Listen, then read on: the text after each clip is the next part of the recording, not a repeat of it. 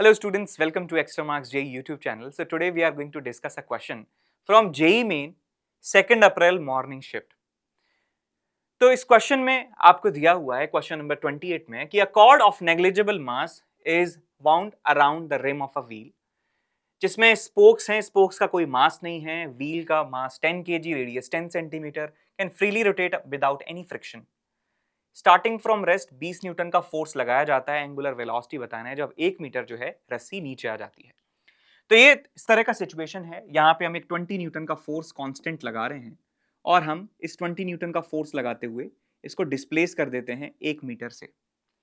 कोई फ्रिक्शन नहीं है और आपसे पूछा गया है कि स्टार्टिंग में यदि एंगुलर वेलोसिटी 0 है तो नीचे आने के बाद 1 मीटर खुलने के बाद इसका एंगुलर वेलोसिटी कितना हो जाएगा। तो यहाँ पे सबसे आसान तरीका इसको सॉल्व करने का है कि आप वर्क एनर्जी थ्योरम जो है यहाँ पे लगाएं। तो यहाँ पे देखें, एक्सटर्नल फोर्स इस पूरे सिस्टम पर लग रहा है तो work done by external force plus friction तो कोई है नहीं यहाँ पे।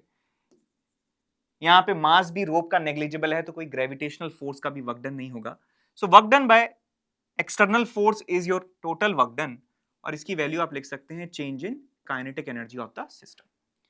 इस फोर्स का वर्क डन हो जाएगा, कांस्टेंट फोर्स का work done 20 into 1 is equal to change in kinetic energy is, initially तो 0 था, फाइनली आ जाएगा half into mass is 10 kg into radius square which is radius is 10 centimetre, तो 10 centimetre का square metre में हो जाएगा 1/100।